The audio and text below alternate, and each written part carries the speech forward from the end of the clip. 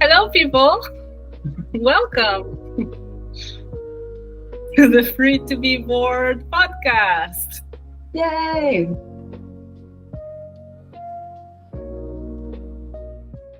So, welcome everyone.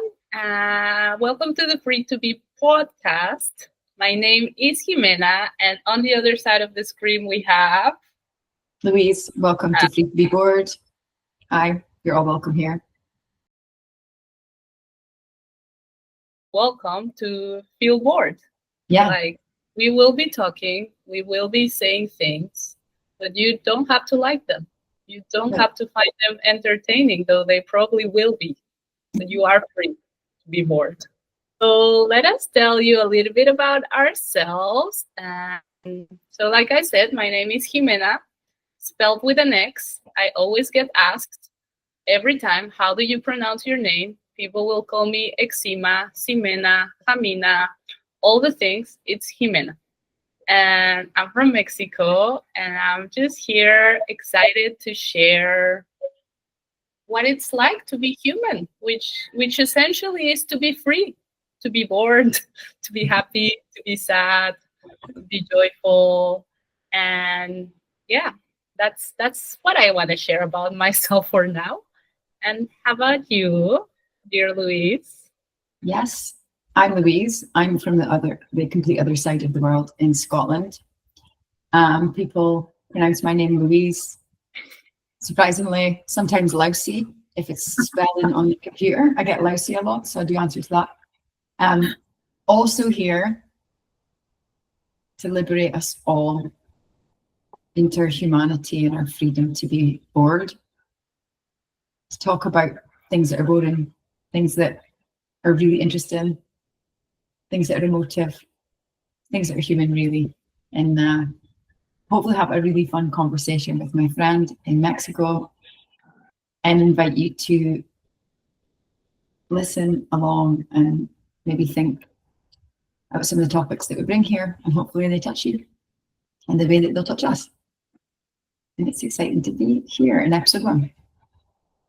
And I just want to say I love that people would call you Lousie. I know, Lousie. It's you'd be surprised how often it is. My sister-in-law said, "No way you get that." And the next day, I got an email, and I was able to like screenshot the whole screen, date and all, being like, "This morning, Lousie." Okay, so, dear Lousie, why don't we share to whoever might be listening to this? I'll share how I met you, which is the same way you met me, but we both were doing a course. This is what's bringing us here today. And we just wanted to practice what we were learning in the course, send a message, Lousie replied. Sorry. And then we had our first call, and it was just like I was chatting to my friend from so many years. I mean, we were supposed to be practicing, but then we were just chatting about life, and it felt very important. I mean, it felt so important that we're now doing this here for a public. Yeah, exactly. It was so, everything that we spoke about was just, it felt juicy, and I was like, ooh, insight, ooh, just like wanted more. And then our practice sessions turned into 3-hour-long talking sessions with maybe a practice each thrown in, and I loved it. And yes, I'm sure these conversations, these juicy, esoteric, doesn't even really need a name, these deep conversations excite other people as well. And that's why we thought, let's take it a bit more public. And then also we met on the course, and we believe in everything that we've learned in the course and bringing that magic out to the world. So we'll hope to bring on other students and facilitators and people who have their healing magic out there and talk about them and their experiences and things that they want to bring to the table as well. So yeah, it's exciting to do that too. Yeah, and then you might be wondering, because now we're talking about this course, and it's like, well, what is it all about? So it's this course about emotional release, and that's one of the topics that we want to really bring into our conversations. It's like this part of being human, which means to feel to have emotions, to relate to these emotions, to listen to the wisdom behind those emotions. And I guess, at least for me, but I'm sure it's for you too, Louise, it's like how by opening up to this realm of our human experience, like we get to feel much more alive, much more aligned, much more complete. Exactly. Much more part of one, in a way. Yeah. And it's in its own way, like the magic of understanding and embodying and releasing emotions, and the connection that it kind of, the space it creates for more connection is really the most, I think, the most surprising and important piece for me. And so it's like bringing that message in and helping others kind of relate to it, and hopefully find ways that they can bring these types of conversations and openness into their worlds and into their lives. And yeah, it's the course itself is beautiful, and I didn't just learn in the course, like I healed from reading the first few modules of the content to the practice sessions with people like you, Ximena, and then all the way through to holding space for other people and that having a healing effect in itself. So it was more than just a training course. It was like a whole life-changing journey, and stuff like that's important to talk about because it's available to everybody who's human and free to be bored. But it's not boring, funnily enough. It's not boring. No, it's actually not boring. It's like, I mean, sometimes it is, but in general, it's not. Actually, like that kind of, there was a question that was coming to me, and I think it would be beautiful to share with people, but like, maybe I'll ask it to you and then you can ask it to me, but what would you say, like, historically has been your relationship to emotions? I mean, because now we're here and now we're all about emotions, since we have done these or other trainings, or we have entered into a journey of attuning and acknowledging emotion, but I'm sure it wasn't always like that. At least I know for me. So what would you say was your journey, please? Oh my goodness. I came flying into this earth screaming with emotion, and I didn't stop screaming for 2 years. Every single interaction in my life has been like emotionally charged through feeling other people's and not realizing and blending with them, and really quite an overwhelming emotional experience. But with that, there was like this disconnection from myself and an inability to understand, embody, feel or like process emotion. And then it became a life of suppression into my system. And then that led to like an intellectualizing of emotions and really living through the thought process rather than the feeling of the emotions themselves. So it led me to be, I think, slightly over self-aware, but from like a logic perspective. And it put something in between me and other people in connection, to be honest. Even though I was so emotionally connected to other people, there was a block because I wasn't really able to actually feel my emotions. And that's changed a lot. It's been like digging out. And then I feel like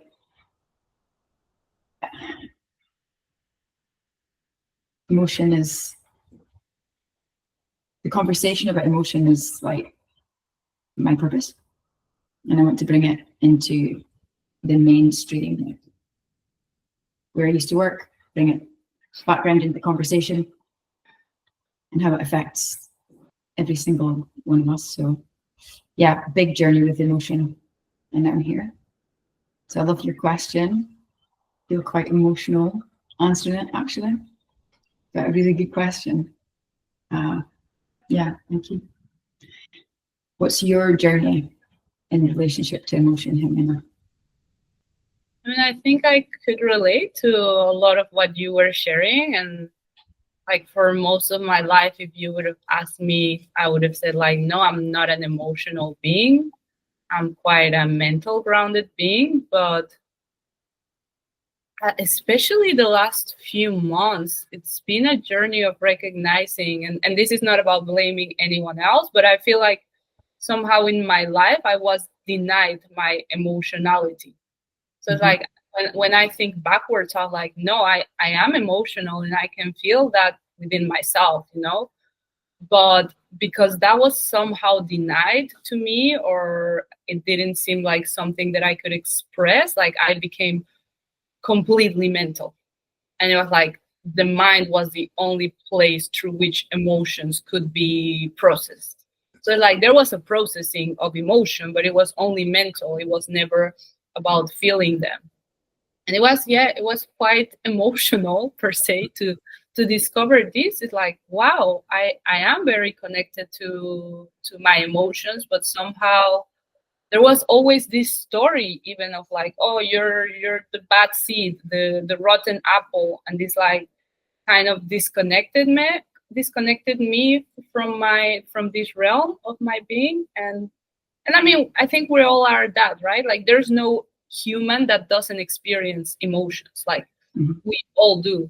Then we also like to put ourselves into categories of like, oh, this person is very emotional. Oh, this person is not emotional at all. This person is really mental. Like we all kind of start adjusting to these different categories to also learn how to navigate life. And I think that's what happened to me. I mean, certainly I feel like emotions have historically made me very uncomfortable. I feel like there's certain emotions like sadness that I feel more comfortable experiencing, and some others like anger or even disgust that I reject more. And I mean, I'm still discovering a lot, right? It's not like I'm already on the other side of the equation, just being the freest human being in her emotions. But yeah, that's what comes to share right now. Yeah, I love that. And it's so interesting, like how we're all exactly the same. We all experience most of the emotions on the spectrum, right? But there's easy to drop into emotions for each of us that is different, because you're sadness for you, but not anger. Whereas I find anger probably slightly easier than the sadness. My anger is there, like I'm okay in it. It's interesting. It goes back to, like you said, like the conditioning almost playing well, it does play a part into which emotions are like safe to feel, comfortable, even if they're on the supposed negative emotions, which I don't believe they're negative emotions, but the more difficult to process emotions can sometimes be the comfortable place as well.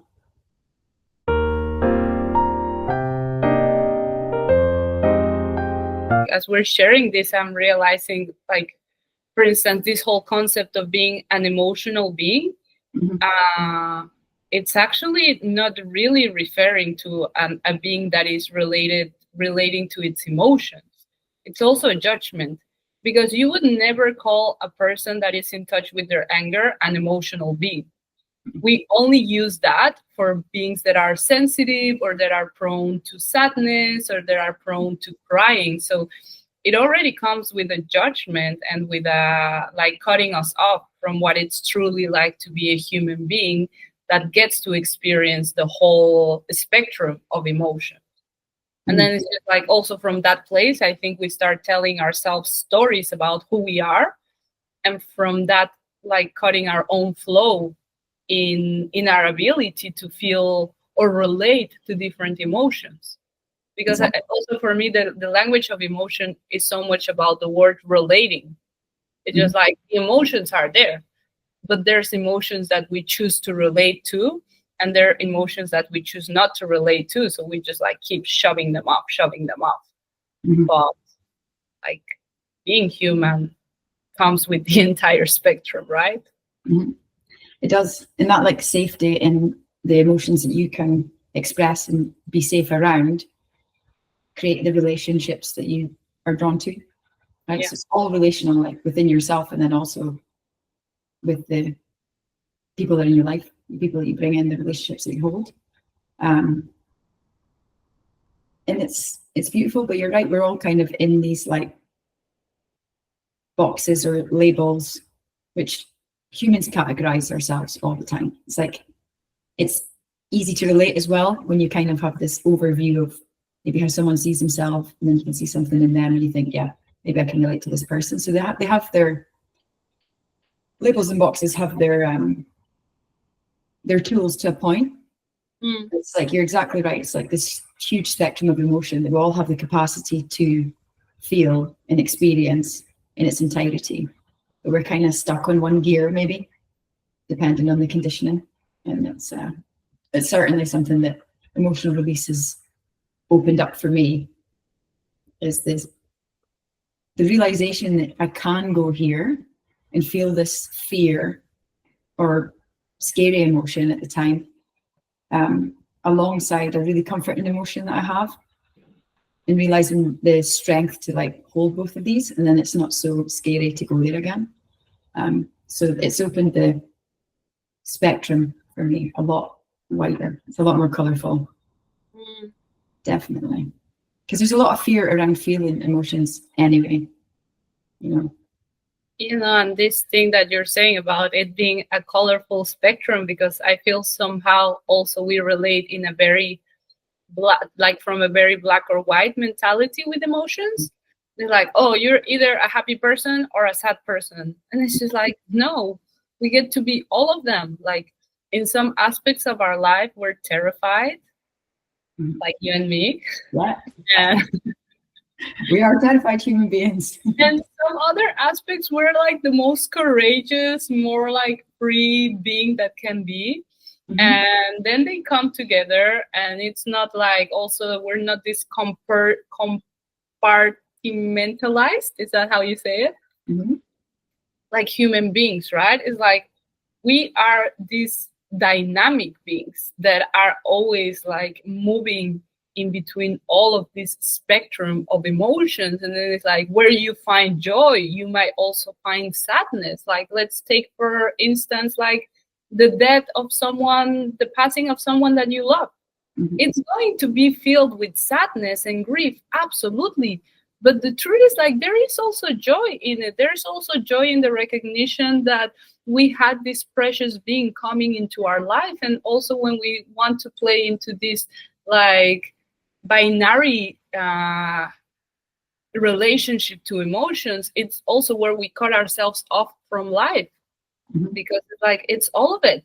It's like all of them come together, and that's just one example. But I feel like that is also part of, like, an important part of the conversation and of the opening and the nuance that needs to happen when we start to choose to relate to emotion more. Like, it's all of it, and it's going to be confusing for sure. Yeah, exactly.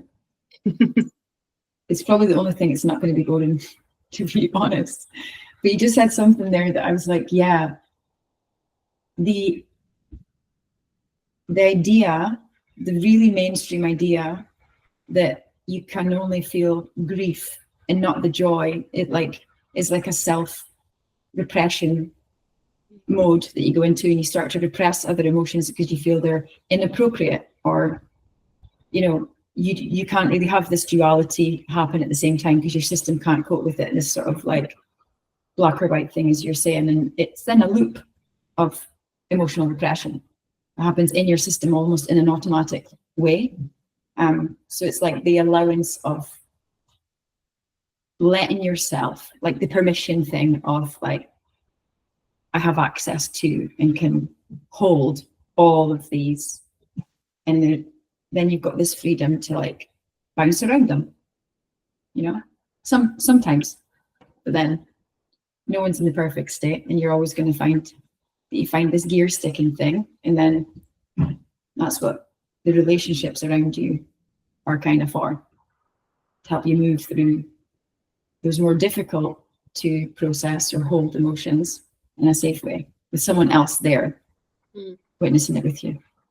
And again, that's another one of the most beautiful things I took from that course, and I want to take out there for the wider conversation, is like the simplicity of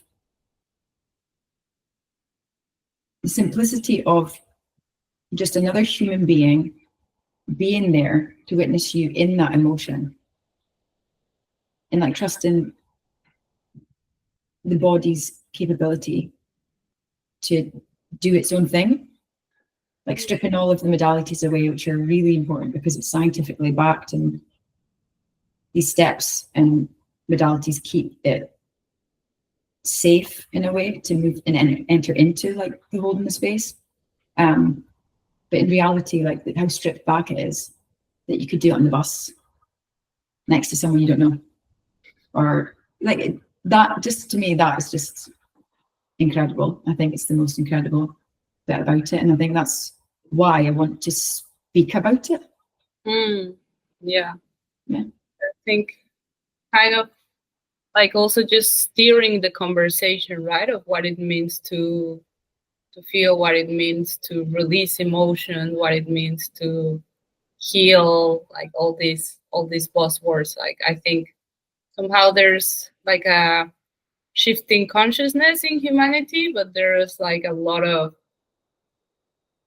like, it's clunky. It's like there's a lot of conversations somehow that need to be had communally to start integrating, like again, more nuanced aspects of what it means to be human, because I feel like somehow we have come into a script of what it's like to be human, of what it's like to live a worthy life.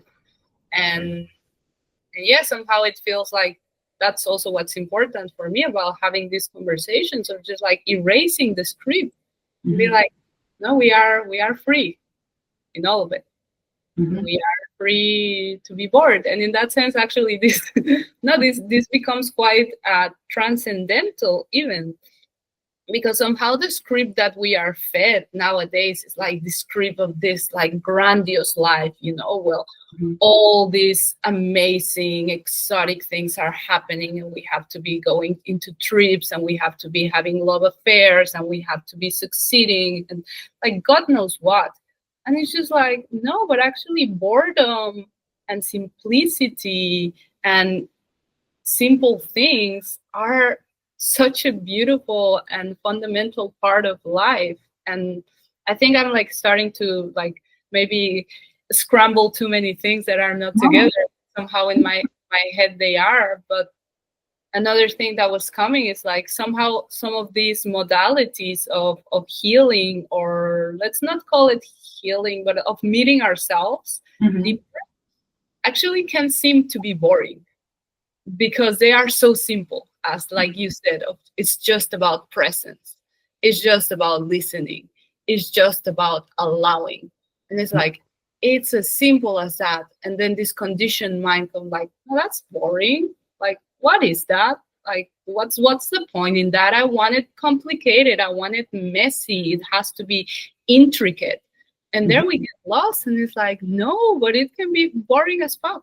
Sorry for the language. Like, it can be though. It can be so damn boring. And then boring also starts taking on a new meaning. It starts becoming like a new flavor of life that actually is beautiful and full of potential. And maybe you want to share something about that too. I mean, I went on a bit of a rant again with I loved it, and you're like, oh, this is kind of going everywhere, but there's links all the way through everything you said. Like the simplicity. This is like mainly a Western thing, but simplicity our nervous systems can't cope in simplicity anymore. My nervous system couldn't cope in simplicity. I couldn't meditate for, how old would you be when you meditate? I got a TM word at 8, forgot it straight away with this brain, family will meditate. I just couldn't meditate. Like, I was 35. couldn't meditate. It was too simple. It was too quiet. It was too slow. And it was because in the boredom of it, I was like confronted with feeling emotion. So it was a loop again, another cycle of conditioning of like, it was too simple because one, it was too simple to, in the logic mind, to work because you're looking for systems and like inputs, outputs, you know, you're looking for data because it's so data driven now. You're looking for like instant results, instant gratification. And simple doesn't cut it. Simple's old fashioned. Simple's like the old way, you know. And then there's also the body sometimes can't cope with boredom, with the simple, with the quiet, with the stillness. Because that was certainly me. And like now it had to, like when we're talking about the name for this, like I know I was a bit like, there's something about boredom, like pushy on it, but it was because of how it's a gateway. It's like kids hate being bored, but kids are never bored now. They're just never bored. I have 5 nephews under 7, and they say they're bored all the time. And it's like, I don't remember being bored as a kid because things were more simple. And in that boredom, you were like, you just found things to do. You created things more, and there's just so much magic in it. And none of us want to be bored. It's like scared to be bored. I know we're terrified continually, me and you. We're terrified. I don't think I'm less terrified to be bored is my point. I'm now less terrified to be bored. Like let's welcome more boredom and see what gift it gives us, really. You know, it can confront us with the stuff we don't want to see, or it might open a path to something really creative that if we didn't sit in the boredom, we would never have heard. You know? So bring it on. Let's get bored.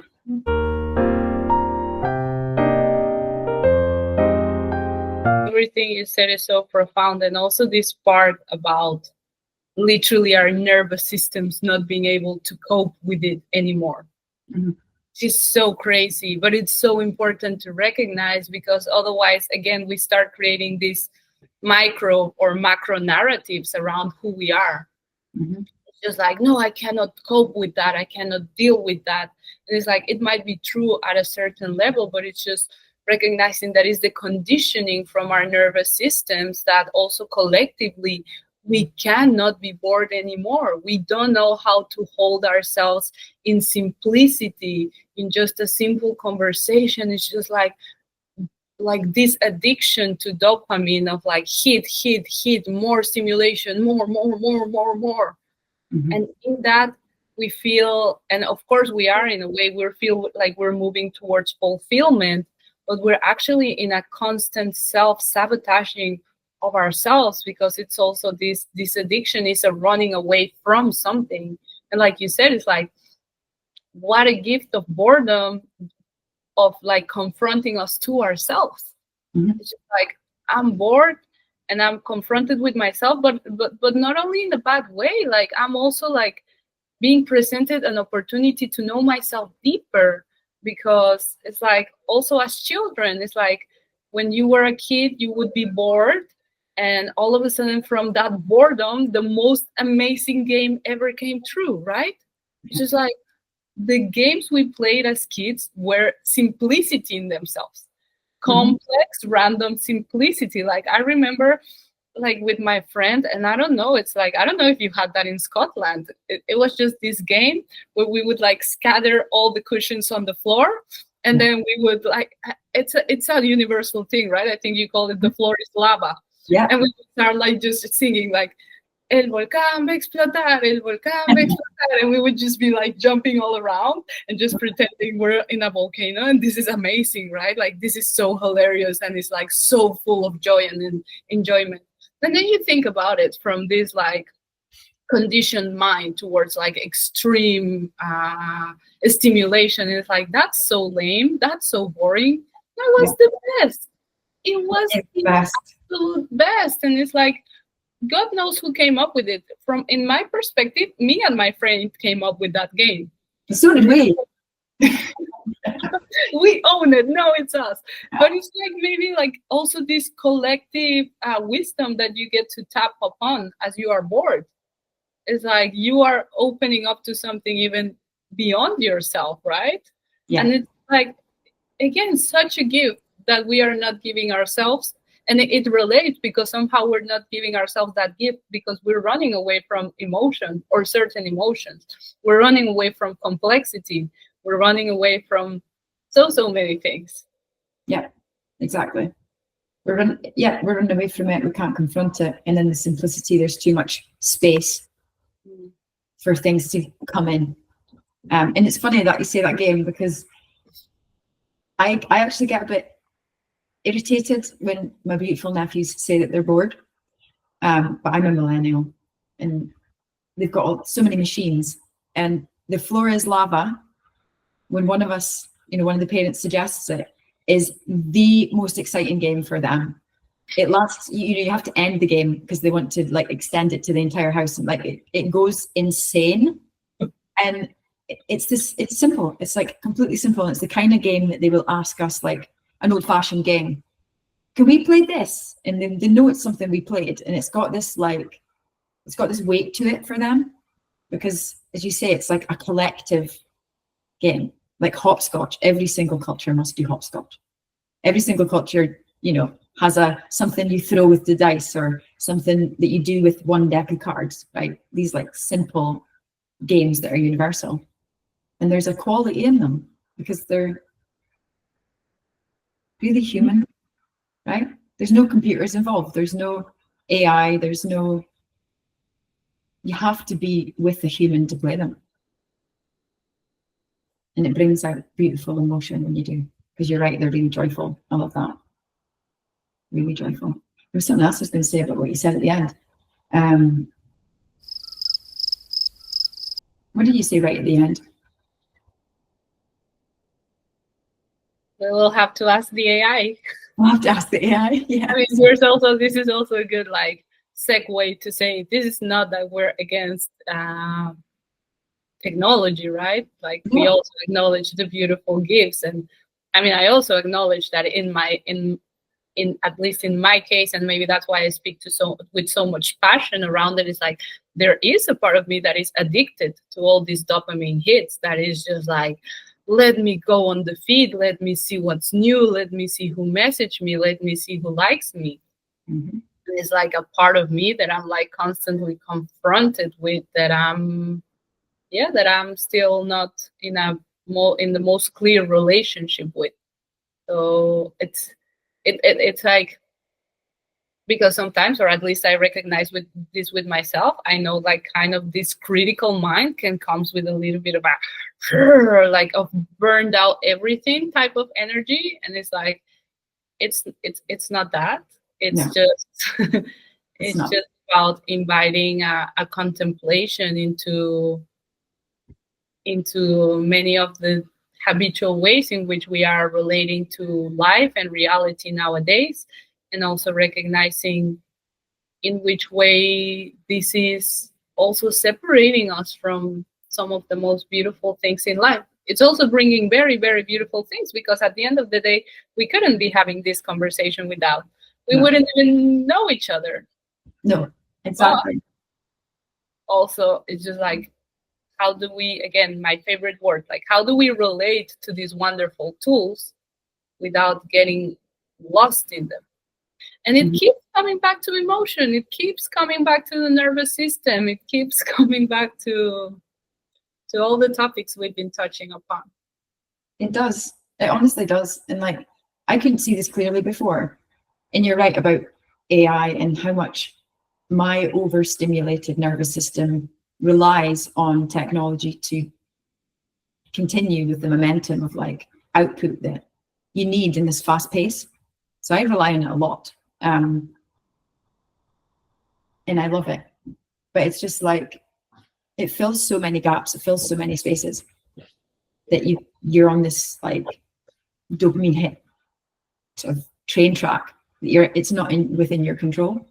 But a relationship to it, you're exactly right. It's like the relationship to it is, it could serve us by creating more space.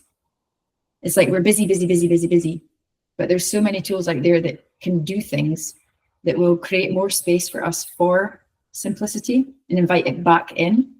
So it's like the use of it. It's like a conscious use of the tools that are there to give us less distraction instead of more distraction, if you know what I mean.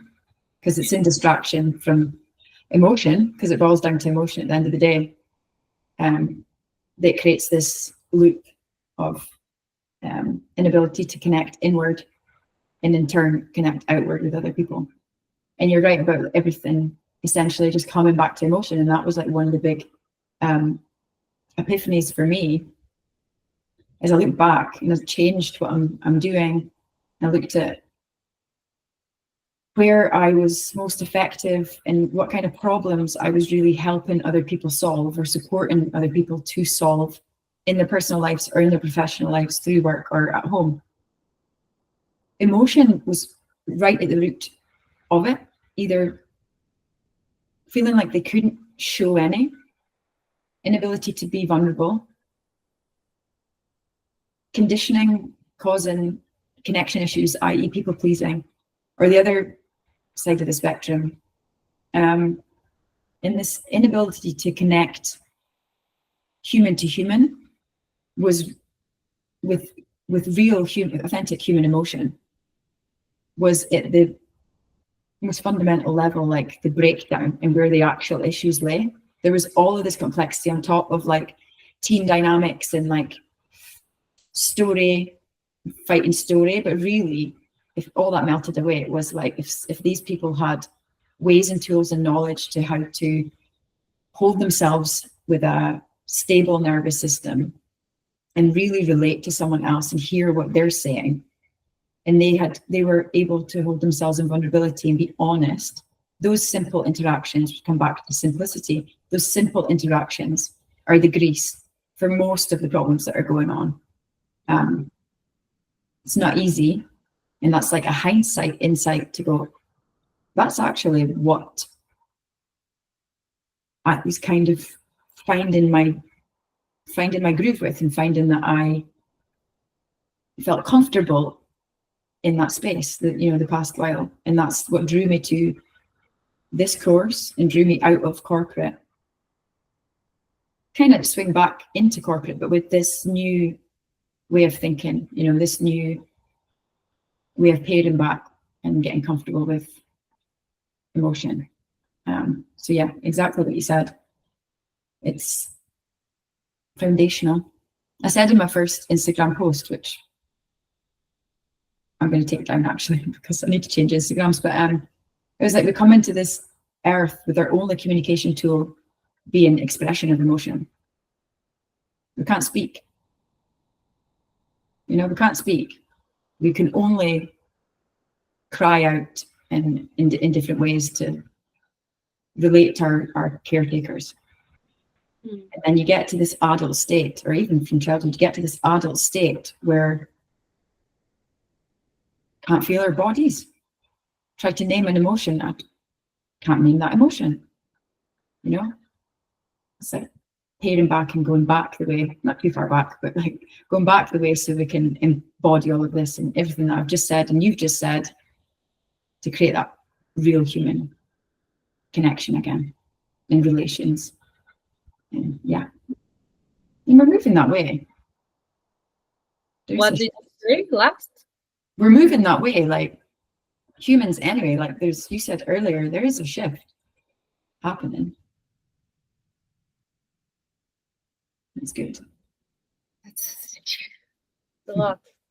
I mean, it's just like 1,000 things start going through my head as I hear you speak, right? And it's like, but the one thing that was coming, and it's another one of my favorite words is like paradox, right? Because like it's so simple and so complex at the same time. Mm-hmm. Maybe the complexity comes more from the layers that we build on top of our emotions, not to feel them. Mm-hmm. But it's like, it's so complex because this story that we have told ourselves about ourselves, it's like, it just wants to keep repeating, right? It just wants to reinforce itself. So all of a sudden, like, just breaking out of it and just like facing ourselves in the in in the breakaway, if you call it like that, of our beliefs or our ideas, or like facing the things that make us feel uncomfortable and asking ourselves why it makes us feel uncomfortable, and feeling what makes us feel uncomfortable, and integrating also all the parts, right? Because again, even in myself, I still see it. There's this tendency to just process everything at the level of thought. It's like, oh, the mind just feels like so like pulled into many different directions, and there's such a beauty in there.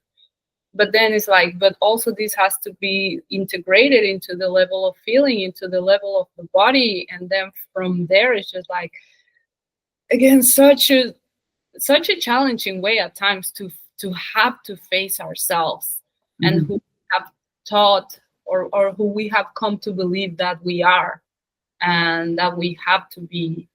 And again, from there, just noticing our human dynamics, how we relate to others, how we show ourselves, how vulnerable we allow ourselves to be, how to actually access our own vulnerability, because sometimes we think we're being vulnerable, but we're just selling the same story to another person about why our life is so hard or whatever, right? So like, I mean like my mind is just tripping a little bit, because it's like, it's also a lot. It's a lot. It is a lot. And it is all a paradox. I love that word. Boredom is a paradox in itself. Yeah. It is. It's it all sounds so simple with all these ideas that we've discussed, right? But it isn't. And that's also the point of us being here to discuss this stuff, is if it was all that simple, then we would just tell people. And they'd go, okay, now I'm gonna be vulnerable. Now I'm gonna be radically honest. Now I'm gonna, it's not as simple as that. Or there wouldn't be modalities like we've just learned in all the other languages that this medicine, I guess, goes out there into the consciousness, is it wouldn't be there. There wouldn't be a need for it if it was simple. It's complicated, it's different for everybody, and there's all these layers that are similar stories but completely different in their own right. Similar topics but completely individual to everybody else who's experienced something similar.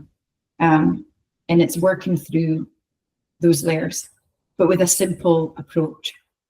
So like the content that's moving around the person's body and their emotional body and their physical body is super complicated, but the approach to help them navigate that and like have the system self-right itself is actually on the other side. It's really simple. So I like that. It's just like, yeah, there's so much in it. You're right. My brain's now going like all of these super simple versus super complex paradoxes across the whole thing. But I think that's why it's interesting as well. There's so many ways that this conversation can go, which just shows like how broad a topic it really is. Like people will say, oh, there's no place for emotional discussion in X. There's always a place for emotional discussion where humans are. If there's a human there, then there's an appropriate place for discussion about emotion, in my opinion. I think like even if it wouldn't be in someone else's opinion, it would still be truth in factuality. Yeah. It's like, and again, it comes back to the more we try to repress this dimension of ourselves, then the more we are cutting off ourselves from I mean, it sounds redundant, of course, from an embodied life, but from an authentic life. So it is fundamental. It is so fundamental, and it is messy also. It's also good to acknowledge that part. It is messy, so it's not to shame anyone for not having done it, from living a life running away from emotion, because again, here's one. Here's two. There's another one right there. Yeah. But also recognizing like how like even like how unbelievably expansive life can be when we allow ourselves to go into those places. Like truly, and this is not me being like, oh, let's feed them the nice words, but it's like how, like, out of, I don't even know which word I was gonna say, but like like how unbelievably, like, I don't even know what I was gonna say, like, but how unbelievable human experience can be. Yeah. You're right, and it's like, if I may, it's like, yeah, how unbelievable you realize the experience can be when you just not get out of your own way, but when you make enough space in yourself and realize that you only really need to go in there and make changes there, or make, allowances and start to allow things and feel things, that the external experience changes as well. Like we're all out there facing like, what needs to change in my external life? I'll be happy if X, I'll be happy when this, and it's like pulling it back inward, because as soon as you start to feel the spectrum of emotion and you make more space and more like freedom within the system to go there, is that you realize that the innate joy of like being a human, which you've just expressed, like this like wonderment of the human experience. You realize it's from in here that you feel it, and then it's projected outwards, and then everything in the external either is no longer a problem. This is a bit idealistic, but either is no longer a problem, or you have access to these resources inside yourself that you didn't have room to access before, that the problem just doesn't feel existential, or just doesn't feel, black and white anymore, because there's this whole spectrum again of color to view it through, because you have access to all these emotions. So yeah, I've certainly had the same experiences as you in the past couple of years, where I'm like, oh, you can enjoy stuff again, right? You can enjoy it in a different like way, and like a deeper way.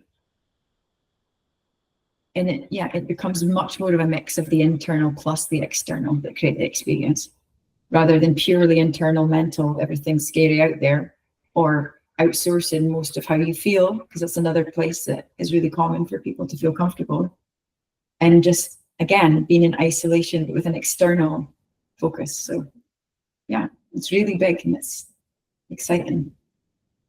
Yes. And you said it's not easy. It's not like a simple thing for people just to jump into. I mean, this word freedom just becomes like, again, so like, because it is truly where freedom is born. Is like, as you allow yourself to feel something, to experience something, then it's like it's a download into your entire system, and it's just like shifting everything. And I have like, one's not a story, another one's kind of a story. But like yesterday I was like listening to this podcast, and in this podcast they were speaking about what they were referring as anger asm. Well, let's call it like an anger orgasm. And then she was like speaking about like how she had come to orgasm with the energy of anger.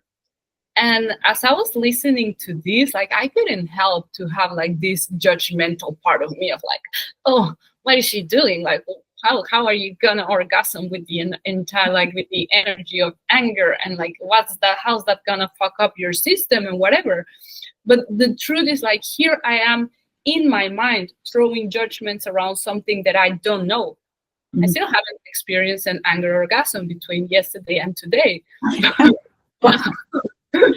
but what I was also like recognizing is like, how would this like if I were to experience this would change my entire perception around what so far is just a concept that I feel very free to judge, because it hasn't been my experience. So I actually have no place to relate to, but from what I already know.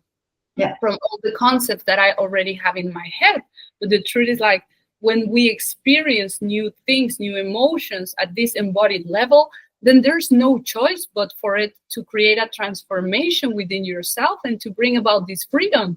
So something that before I would judge as like, oh, they're crazy, like this hippie people, which I'm still part of, but it's like that I can still create like a mental barrier against, because it hasn't been my experience. If I were to ever allow myself to go in that direction, it would irrevocably change the way that I perceive reality, because it's now my experience too. Like kind of the other story that I mean, and it's not a silly story for me. It's a transcendental story, but maybe against the anger orgasm, it's less juicy. It's kind of like earlier this year, my cat passed away. And I remember just like feeling so clearly in myself how the fact that I had experienced like death from such a close place, not just from like, oh, death, I know it's something that is gonna happen, but I like also like go through this grief and through all of the different layers that come from losing someone, or someone. He was a someone that you love. And then it's just like also it felt like my life was more complete because I knew this experience within myself. Again, around death, we can feel like, oh, my life is less complete because I have lost something that I love. But it's like, no, like my understanding of life is so much richer now because I have come into touch with also death. Is like it's a whole topic apart, right? It's like, but it was again this alchemy of truly feeling, not having a concept around what death is like or what it's like to lose something or someone, which is like so much in me that from there everything changed. And from there I do feel like there was a freedom created in my being because I had come to know this. And again, I don't know if it makes sense in anyone else's mind but my own mind, but somehow it felt relevant to share. Definitely. No, I love the anger gasm story. Like, you're like, I'm down. I'm gonna get that in there after. But I can see, like, I haven't experienced that, and it like talks to the fact that like until you really experience something and it's like it lands in truth, and then therefore you've experienced it, so it is true. But then it's also like it makes sense from what we've learned as well, as in like the actual power in your body and how anger, the idea around anger, the conditioned idea around anger is different from the reality of what anger can do in the system and the power that it holds in like the pushing forward and into an orgasmic state, for example, because of the freedom that it's created in the system to go there because it's pushed energy out of the way or emotion out of the way. So I love that, and I'm going to be all over that. Maybe the next one will be just about that. The next episode, you tell us how you can access anger. I may experiment with this a little bit. And then the second bit, no, 100%. And it just like, of course, the hard to hold emotions, the grief and sadness and the really painful stuff, you know, even the disgust and the shame, like without experiencing them, there's less contrast as well. So not only are they making safety in your system of I survived feeling as terrible as that, creates a resource in itself, although it's not easy to see. It's easy to say. It might not be easy to feel, but it is doing that in your system, right? It is creating this, like, you're still alive and you experience that. And look how much more beautiful life is now that you experience that, and you can see the opposite of that is the joy, the other side of grief, you know? Maybe you feel that more fully because you can embody both. And again, you can feel both together, probably more freely in the future, which makes your lived human experience easier and more enjoyable. So yeah, I think there was a lot of power in what you said, both stories. Definitely both stories. So more of those tangents. I love it. Well, I mean, what I'm realizing is like we're so in it that we've actually been speaking for quite a while now. So maybe we want to wrap it up for today, unless there's some juicy stories you want to share. You're gonna like keep them all till the next episode when you speak all about the anger orgasm, right? Like I saw something there. It piqued my interest. Yeah, it did. It's an interest area of mine, is this like pushing through both sides into like flip in between the power that both of these sides hold. So it's juicy for me, but no, I haven't got any more stories. I'll keep mine under my hat, but yeah, tying it up I think would be good. And I have an idea for our segment. Okay. Because we were speaking so much about boredom and simplicity, right? And it's an awkward one. So it's going to be awkward for sure. But like, how about we do a minute of all being bored together on screen? And then it's just like, there's no cheating, no looking at the phone, no open other tabs, just like no saying anything, just sharing a moment of boredom and simplicity. Let's do it. A minute of boredom and simplicity as we start to form whatever the hell this podcast is going to be about. But this is a closer, I think. Let me get a timer. Timer. A minute. I'm just going to share this on the screen. We're going to do a minute. Okay.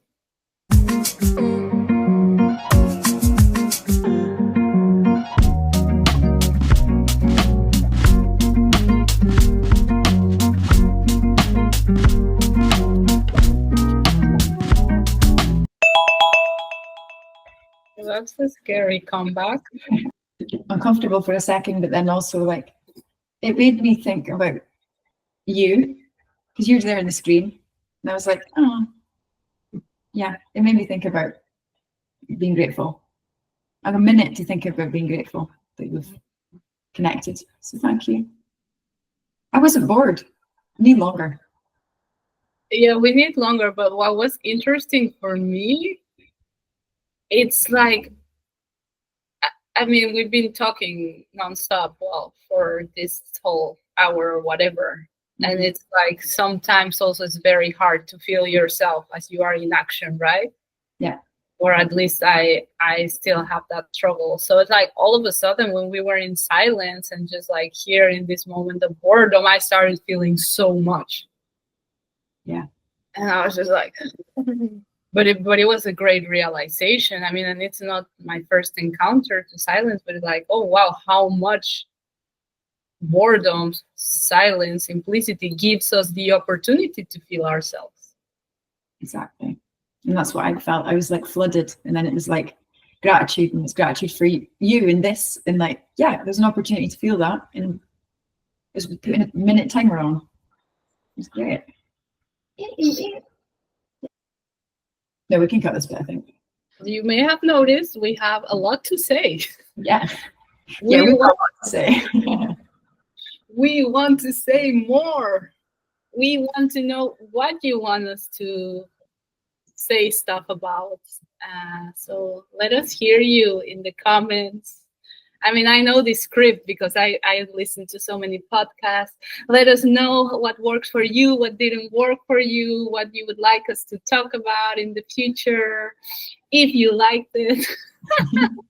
Yay, she knows podcasts. Hit the subscribe button and leave us a review.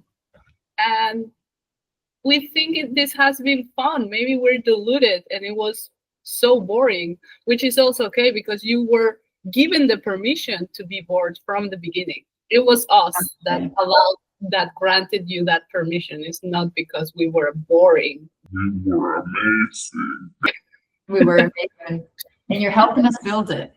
Like we have written here in our, what's this, our podcast manifesto, let's call it. It's like 6 lines. Is we're not afraid of emotions, and we're bored, and we're terrified human beings, and we guess that you all are as well. And this is getting chaotic, but just like join us to be bored or terrified, and you know, you're helping us build this. If it's been interesting for you, let us know. I think that's perfect. Thank you all for watching. Yay! Back. Feel your emotions. Your emotions. Be terrified. And if you're terrified, come be terrified with us. Yeah. Come join us in our Terrified mission. I love it. Oh, I'm proud of us. Go us.